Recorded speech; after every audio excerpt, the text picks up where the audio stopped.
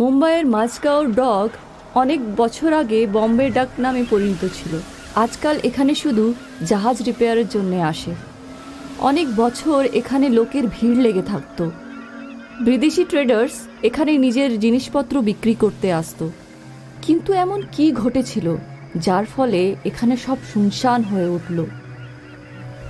সেই বছরটি ছিল 1990, যখন লা উপালা নামে একটি রাশিয়ান জাহাজ ওই বাঁশগাঁও ডকে বন্দরগ্রামে এসেছিল।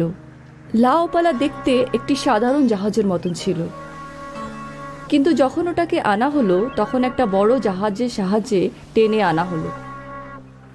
লা উপালাকে সারানোর জন্য আনা হয়েছিল। স্যার, এত বড় একটা জাহাজ আর এই অবস্থা? আমি এই জাহাজটি রাশিয়া থেকে কিনেছি। ওনাদের এই জাহাজ রাস্তা হারিয়ে ফেলেছিল আর একটা বেনামি দ্বীপে আটকে ছিল। 1 বছর পর রাশিয়ার লোকেরা এটার খবর পেয়েছিল আর এটা তাদের অধীনে নিয়ে নিল। ব্যাস, এই জাহাজটি আমি ভাঙাড়ির দামেই পেয়ে গেলাম। আবার কি, এটাকে সারিয়ে ফেলতে পারলেই মালামাল। ঠিক আছে স্যার, আমি পরীক্ষা করে দেখছি। মেকানিক জাহাজের ভেতরে গেল আর জাহাজটিকে ভালো করে পরীক্ষা করতে লাগলো। কিছুক্ষণ পর ও ওনারের কাছে ফিরে এলো। স্যার, বিশেষ কিছু সমস্যা নেই, শুধু সাধারণ কিছু রিপেয়ারের দরকার আর পেন্টিং করার প্রয়োজন। খুব ভালো, এই নাও অ্যাডভান্স, কাজ শুরু করে দাও। মেকানিক খুব খুশি হয়েছিল, কারণ এই জাহাজ রিপেয়ার করে ও অনেক টাকা পেতে চলেছিল। কিন্তু ও তো কিছুই জানতো না যে ওর সাথে এরপরে কি ঘটতে চলেছিল। মেকানিক তার লোকেদের জাহাজ রিপেয়ার করার কাজে লাগিয়ে দিল। প্রথমে আমরা এর ইঞ্জিন ঠিক করব, তারপর বাইরের দিকটা, তারপর পেন্টিংয়ের কাজ করব। হ্যাঁ ঠিক আছে, চলো তাহলে কাজে লেগে পড়ো। মেকানিক আর তার কাজের ছেলেরা জাহাজের ভেতরে গেল আর খুব ভালো করে ইঞ্জিনের সমস্যাগুলো দেখতে লাগলো। জাহাজটা খুব বড় ছিল আর তার ইঞ্জিনও খুব বড় ছিল। আলাদা আলাদা লোক জাহাজের আলাদা আলাদা সাইডে কাজ করছিল। সবার কাজ করতে করতে অনেক দেরি হয়ে গেছিল আর হঠাৎ করে জাহাজের সব লাইট অন হয়ে গেল। এটা কি করে হলো? দাঁড়ান, আমি দেখে আসছি। ছেলেটা দেখার জন্যে বাইরে এলো আর বাইরে এসে ও যা দৃশ্য দেখলো তাতে ওর চোখ ছানাবড়া হয়ে গেল, যার ভেতরে একজন ক্যাপ্টেন ছিলেন। মনে হচ্ছে আমরা কোনো নতুন দেশে এসে পড়েছি।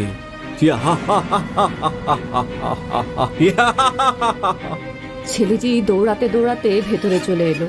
ওখানে ওখানে ওখানে ভূত আছে। কি? হ্যাঁ, ক্যাপ্টেন আর ওর লোকজন। কি আজে বাজে বকছো? দেশি মদ খেয়ে এসছো নাকি? দাঁড়াও, আমি গিয়ে দেখে আসছি। না না না, আপনি বাইরে যাবেন না। মেকানিক তার কাজের লোকের কথা শুনল না আর জাহাজের বাইরে চলে গেল। আর বাইরের দৃশ্য দেখার মাত্রই ওর চোখ বড় বড় হয়ে উঠল। আর এবার ক্যাপ্টেন ভূত ওকে দেখে ফেলল। আমাদের শিপে মনে হচ্ছে কেউ আছে, ধরো ওকে। আদেশ শুনতেই বাকি ভূত মেকানিকের দিকে এগোতে লাগলো। মেকানিক বুঝতেই পারছিল না ও কি করবে। তারপর মেকানিকের লোকজন ওকে টেনে ইঞ্জিন কামরায় নিয়ে গেল। আমি বলেছিলাম না। কিন্তু এটা কিভাবে হতে পারে? সবাই খুব চিন্তিত হয়ে উঠল। হঠাৎ করে জাহাজের ইঞ্জিন চলতে শুরু করলো। আরে এটা কি হচ্ছে? ইঞ্জিন চলতে শুরু করেছে। মনে হচ্ছে ওই ক্যাপ্টেন ভূত এটাকে চালাচ্ছে। কিন্তু এবার আমরা কি করব? এখান থেকে কিভাবে বাইরে বেরোবো? মেকানিক আর তার ছেলেরা এটা নিয়ে ভাবতে শুরু করলো। আর ওরা হঠাৎ করে দরজা ধাক্কার খুব জোরে আওয়াজ পেল। লাইট অন অফ হচ্ছিল আর সবাই খুব ভয় পেয়ে উঠল। আর হঠাৎ করে ওই 4 জনের সামনে ভূত এসে হাজির হলো। আমাদের আমাদের ছেড়ে দাও, আমরা তোমাদের কি করেছি? আমার জাহাজে বিনা অনুমতিতে ঢুকে আমাকে জিজ্ঞাসা করছো যে তোমরা কি অন্যায় করেছো? আমাদের মাফ করে দিন। কিন্তু ওই ভূতগুলো ওদের একটা কথাও শুনল না। ওই 4 জনের শরীর কেটে টুকরো টুকরো করে ফেলল।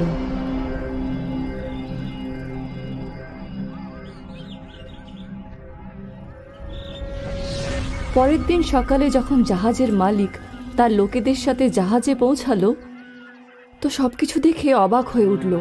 উনি বুঝতে পারছিলেন না যে রাত্রে কি হয়েছিল। মালিক চিন্তায় পড়ে গেল, এইসব আসলে কেন ঘটল। তারপর উনি ওনার এক চাকরকে ডাকলেন। শোনো, আজ রাতে তুমি এই জায়গাটা পাহারা দেবে, কিন্তু মনে রাখবে তুমি কোনো মতেই এখানে আসবে না। দূরে বন্দর থেকেই জাহাজের ওপর নজর রাখবে, আর কাল সকালে তুমি আমাকে সব খুলে বলবে। ঠিক আছে কর্তা।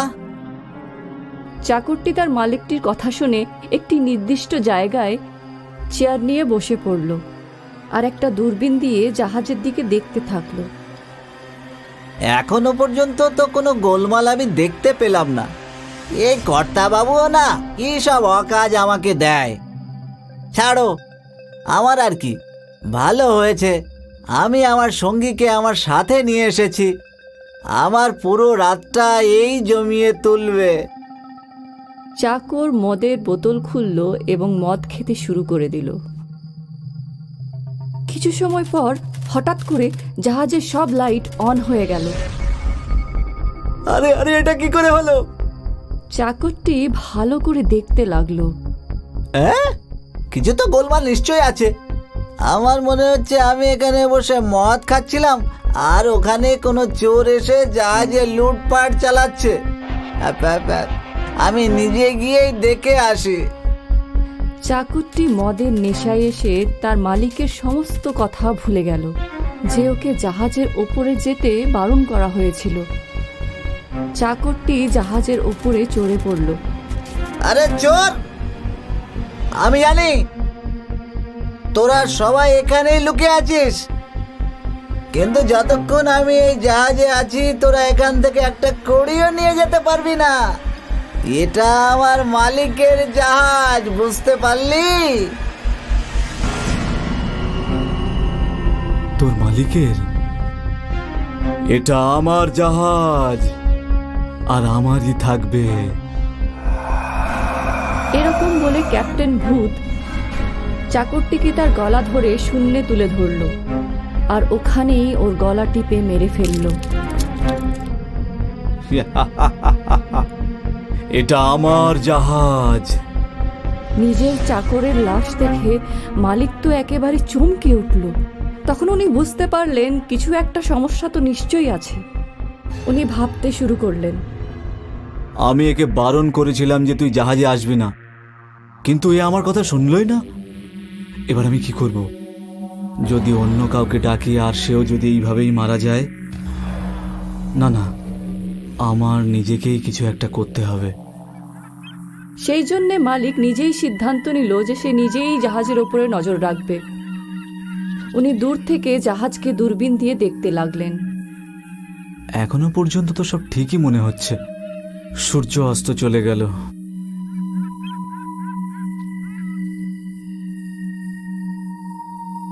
আর হঠাৎ করে জাহাজের সব আলো জ্বলে উঠল। এটা কি?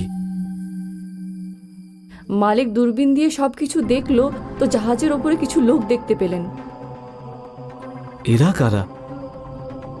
উনি আরো ভালো করে দেখতেই অবাক হয়ে উঠলেন যে ওরা কেউ মানুষ ছিল না, ওরা সবাই ভূত ছিল, যারা সবাই খুব জোরে জোরে হাসছিল। মালিক বুঝতে পেরে গেলেন যে সবার মৃত্যু কেন ঘটেছিল। পরের দিন সকালে মালিক একটা তান্ত্রিক বাবাকে ডাকলেন। তান্ত্রিক বাবা জাহাজের ওপরে বসে পূজা করতে লাগলেন। ওম ব্লীম ব্লীম ভূত প্রত্যঙ্গায়ং নমঃ। ওই তান্ত্রিক সূর্য ডোবার পর পর্যন্তই ওখানে ছিলেন আর মালিক দূর থেকে দূরবীনের সাহায্যে সবকিছু দেখতে লাগলেন। লাইট জ্বলে উঠল আর মালিক যেটা দেখলেন তাতে ওনার চোখ ছানা বড়া হয়ে উঠল। ক্যাপ্টেন ভূত একটা লোহার ডান্ডা দিয়ে তান্ত্রিকের বুকে ছেদ করে দিল।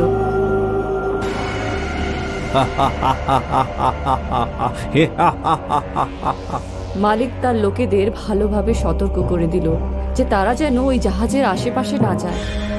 আর উনি ভাবতে লাগলেন যে এই জাহাজের হাত থেকে কিভাবে রেহাই পাওয়া যায়। উনি আবার রাশিয়ায় ফোন করলেন, কিন্তু তারা আবার এই জাহাজটিকে ফেরত নিতে রাজি হলেন না। প্রতিদিন কেউ না কেউ এই জাহাজের ভূতের হাতে মারা যেতেন। সবাই খুব চিন্তিত ছিলেন যে এই জাহাজের হাত থেকে কিভাবে রেহাই পাওয়া যায়, কিন্তু কারোর মাথায় কোনো রকমই বুদ্ধি এলো না। আস্তে আস্তে সবাই এই জাহাজের ব্যাপারে জানতে শুরু করলো যে মাঝগাঁও ডকে দাঁড়িয়ে থাকা জাহাজে অনেক ভূত থাকে। আর আস্তে আস্তে ওখানকার লোকেরা মাঝগাঁও ডক ছেড়ে দিতে বাধ্য হলো। আর সেই জন্যেই মাঝগাঁও বন্দর কোনো এক সময় ভীষণ ব্যস্ত বন্দর ছিল, যেটা একটা হন্টেড শিপের কারণে শ্মশানে পরিণত হয়ে গেল। আজ পর্যন্ত সূর্য ডোবার পরেও মাঝগাঁও ডকের আশেপাশে কোনো লোক থাকে না। ম্যারি ডিসুজার জীবন নিজের স্বামী রেমো ডিসুজার সাথে খুব আনন্দেই কাটছিল। ও খুব খুশিতেই ছিল। থ্যাংক ইউ জিসাস, আপনি আমাকে জীবনের সব কিছু দিয়েছেন। ভালো জীবন, ভালো পরিবার, ভালো শ্বশুর শাশুড়ি, আর সব থেকে ভালো আমার স্বামী who loves me a lot. Mary প্রতিদিন গডকে থ্যাঙ্কস জানাতো। একদিনের ঘটনা। রেমো, আজ আমি মায়ের সাথে দেখা করতে গোয়া যাচ্ছি। I will be back in 2 days। আমি খাবার তৈরি করে রেখে দিয়েছি। তুমি প্লিজ সময় খাবার খেয়ে নিও আর নিজের খেয়াল রেখো। আমি কাজের মেয়েকে বলে দিয়েছি, ও সব কিছু সামলে নেবে। ইয়েস ডিয়ার, তুমি চিন্তা করো না। Happy journey. ম্যারি বাড়ি থেকে বেরিয়ে নিজের গাড়িতে বসে পড়ল। ম্যারি এয়ারপোর্ট পৌঁছলো। ও এন্টার করতেই যাচ্ছিল, ওর হঠাৎ মনে পড়ল যে ওর পার্সটা তো বাড়িতেই ভুলে এসেছে। যা, এখন তো ফ্লাইট মিস হয়ে যাবে। কিন্তু পার্স ছাড়া হাউ উইল আই ম্যানেজ? আমি বাড়ি গিয়ে পার্সটা নিয়েই চলে আসি। ম্যারি আবার গাড়িতে বসে নিজের বাড়ির দিকে রওনা হলো। ম্যারি নিজের বাড়ির বাইরে গাড়ি পার্ক করলো। এটা কার গাড়ি? মনে হয় রেমোর কোনো বন্ধু এসেছে। যেই না ম্যারি ঘরের ভেতরে ঢুকলো, ম্যারি চমকে গেল, কারণ রেমো একটা মেয়েকে কিস করছিল। রেমো! ম্যারি, ম্যারি, আমার কথাটা শোনো। আমি তোমার কোনো কথা শুনতে চাই না। ম্যারি এই সব কিছু দেখে খুব ভেঙে পড়েছিল। ম্যারি ডাইনিং টেবিলে রাখা নিজের পার্সটা তুললো আর ওখান থেকে চলে গেল। ম্যারি কাঁদতে কাঁদতে নিজের গাড়ি ড্রাইভ করছিল। মাঝে মাঝে ওর ফোনটা বেজে উঠছিল। রেমো ওকে কল করছিল, আর ম্যারি রাগে ওর কল তুলছিল না। যে কোনো প্রকারে ম্যারি এয়ারপোর্ট পৌঁছলো। ও গোয়ার নেক্সট ফ্লাইট বুক করলো আর নিজের ফোন সুইচ অফ করে দিল। ফ্লাইটের জন্য অপেক্ষা করার সময়েও ও কাঁদছিল। শেষ পর্যন্ত ম্যারি ফ্লাইটে বোর্ড করলো। ও জানালা দিয়ে বাইরে দেখতে দেখতে কাঁদছিল। ওর পাশে একজন বয়স্কা মহিলা বসেছিলেন। কি হয়েছে মা? কোনো সমস্যা হয়েছে নাকি? না আন্টি, কিচ্ছু হয়নি। আর তারপর ম্যারি নিজের খেয়ালে হারিয়ে গেল। বিয়ের দিনটা ম্যারির মনে পড়ছিল। আর তারপর আর গত রবিবার যখন ও জানতে পারলো যে ও প্রেগনেন্ট, ও কিভাবে এটা করতে পারলো? ও আমাদের বাচ্চার ব্যাপারেও একবারও ভাবলো না। আর যদি এই বাচ্চাটা এই পৃথিবীতে চলে আসে, তাহলে কি আমি ওকে একা বড় করতে পারবো? আমি আমার বাচ্চাকে রেমোকে তো একেবারেই দেব না। ম্যারির মাথায় আলাদা আলাদা খেয়াল আসছিল, আর ওর ব্লাড প্রেশার বাড়তে শুরু করলো। আর হঠাৎই ওর অ্যাটাক এসে গেল। হেল্প, হেল্প, এই মেয়েটার অ্যাটাক এসেছে। সঙ্গে সঙ্গে এয়ার হোস্টেস ওখানে এলো। ও ম্যারির বেল্টটা খুলে দিল, ওর জামা কাপড় একটু আলগা করে দিল। এই ফ্লাইটে কোনো ডক্টর রয়েছে? Any doctor on the flight? একজন ডক্টর ম্যারির কাছে দৌড়ে এলেন।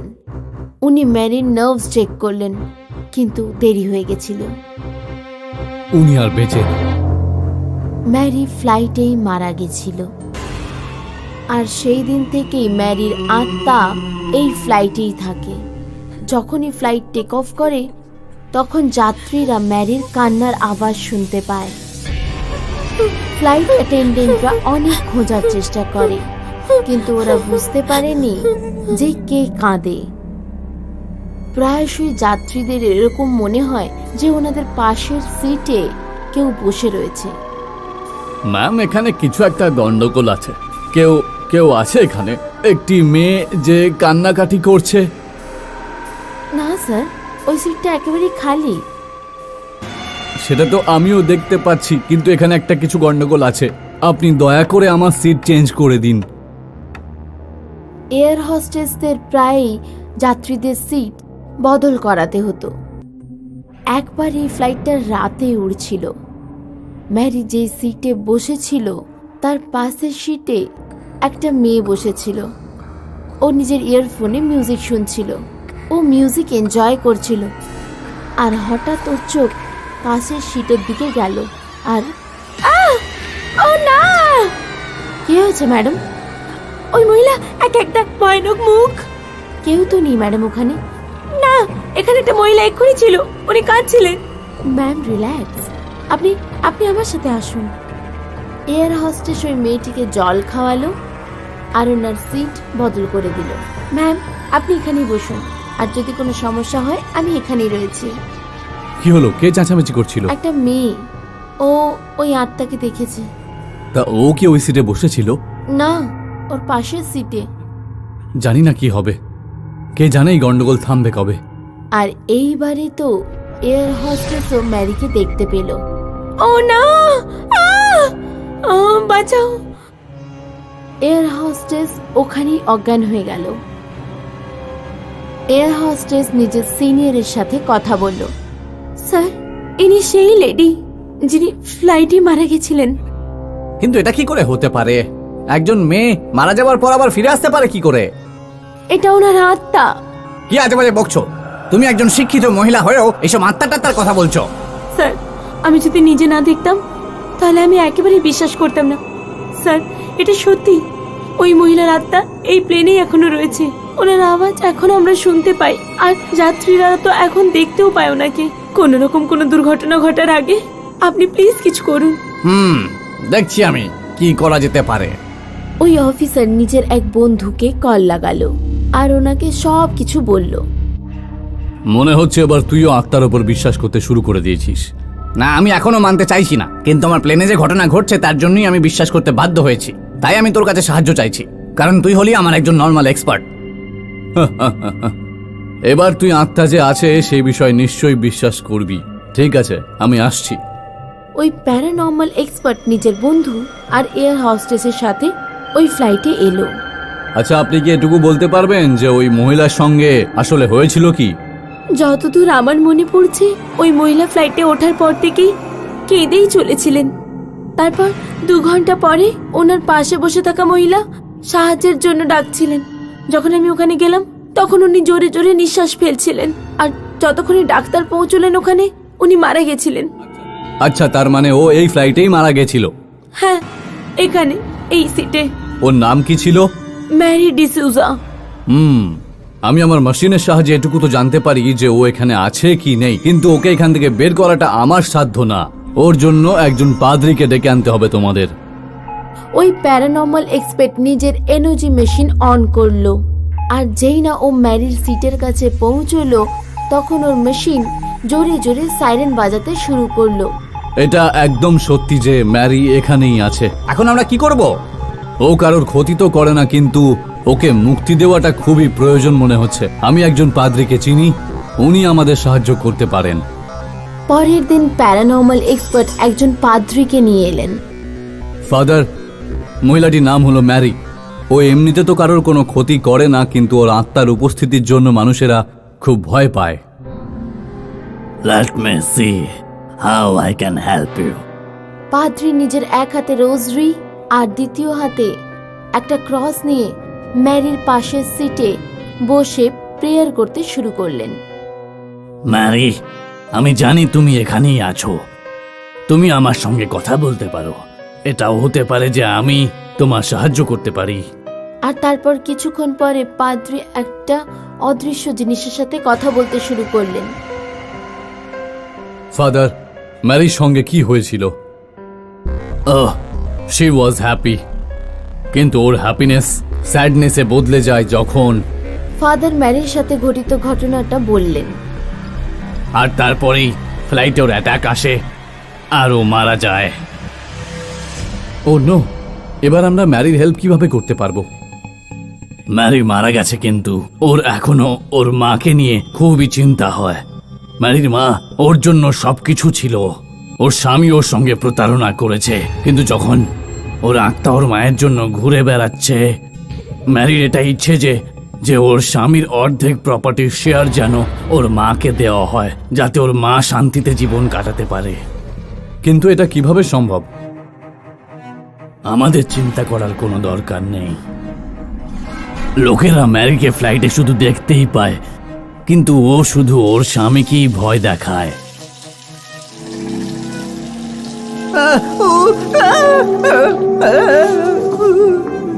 প্রত্যেক দিন র্যামো ওর আত্মাকে দেখে ভয় পায়।